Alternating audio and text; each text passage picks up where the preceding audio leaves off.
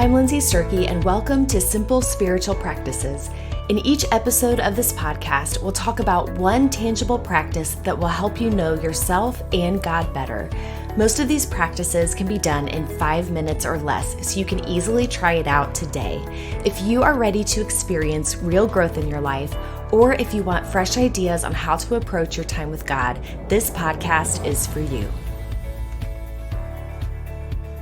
There's a question I want to invite you to consider along with me this week, and I want us to resist the temptation to just say the right answer, but to really examine our hearts and to see what's the truth of how I really feel about this, and to start with that before we get to what maybe our answer ought to be. Are you ready? Here's the question.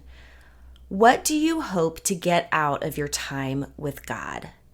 See, I've been thinking lately about how I approach my time with God, whether it's a time of silence or reading my Bible, maybe journaling.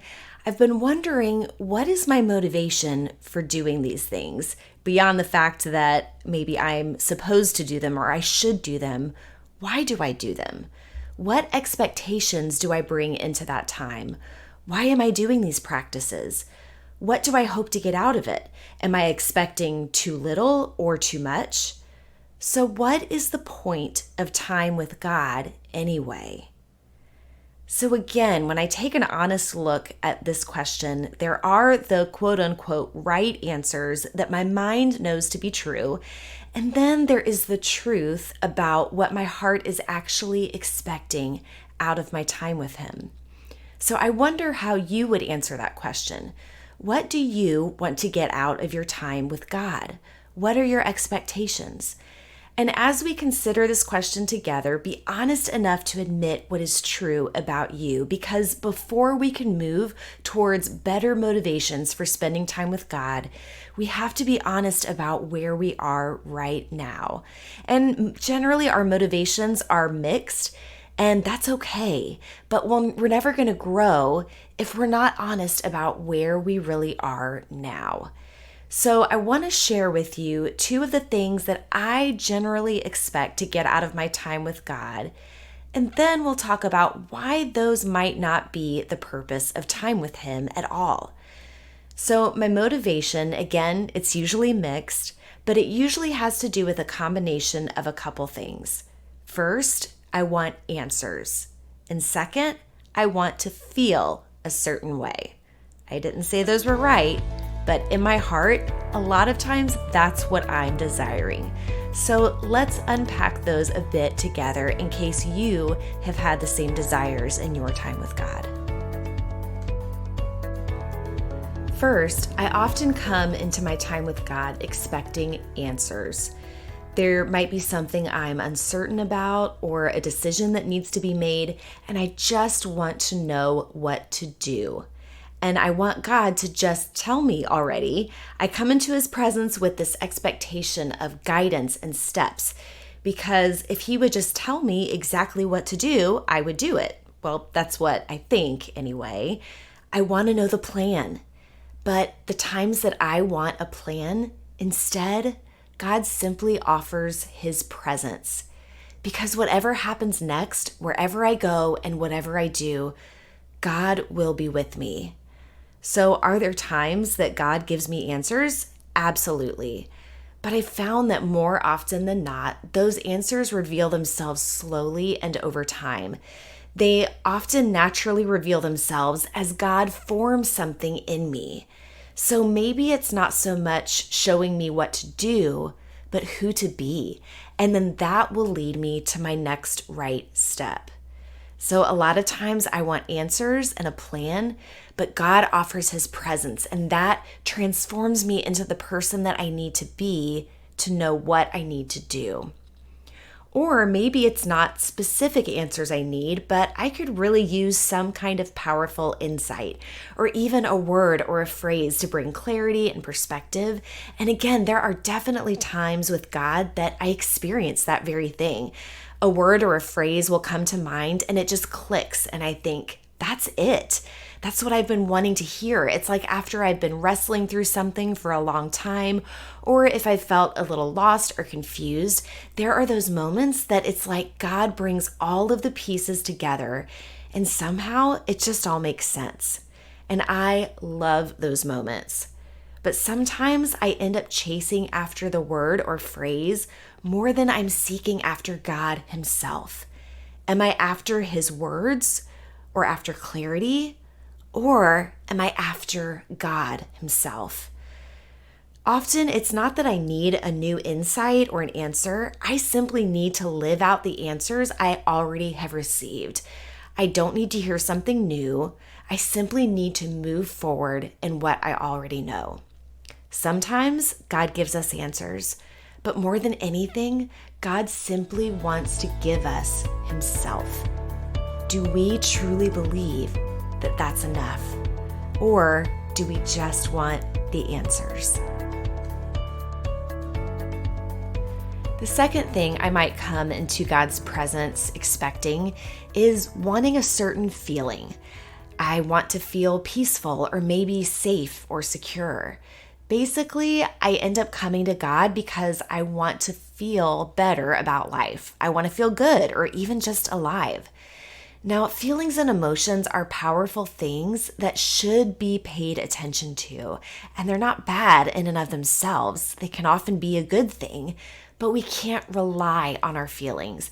And the motivation for coming to God is not to feel a certain way, because this is not about chasing our next spiritual high. So sometimes we may look back on the days when our faith was maybe new, and it's like we feel disappointed that it just doesn't feel like that anymore. We want to feel the passion and excitement that we used to feel when it comes to the things of God. Now, there is definitely a time where we do need to rekindle our passion and our fire. But at the same time, sometimes it's enough just to sit by the slow and steady flicker of a small but steady light. There is something about a steadfast and even-keeled faith. So think of it like a marriage. So I've been married for over 12 years now, and guess what? I don't feel like I did as a newlywed. The love that we have now looks different. But you know what? It's so much better than the bright-eyed love of the honeymoon phase, because it's a love that has been tested and matured as we've lived life together. It's not a raging fire, but it's a sure and steady flame that feels like home. And I am more fully known now than I was before. And I found it to be a love that's dependable and true, that time has made it stronger and shown me that it's not going anywhere. And I think it can be similar when it comes to our relationship with God. When we've been following Jesus for a long time, it won't always feel like it did in our early days because it's not meant to. Now, that's not to say there's never passion or mountaintop experiences with God. Those will still come too. But life with God is more often lived in both the valleys and in the flat and seemingly ordinary land as we face the everyday stuff of life with God. And there's a beauty to that too, because it's not always about chasing a feeling. It's about a steady faithfulness that comes when you've walked with someone for a long time. It just feels different most of the time, and that's okay, and that's actually a good thing. Don't expect to feel the way you did before.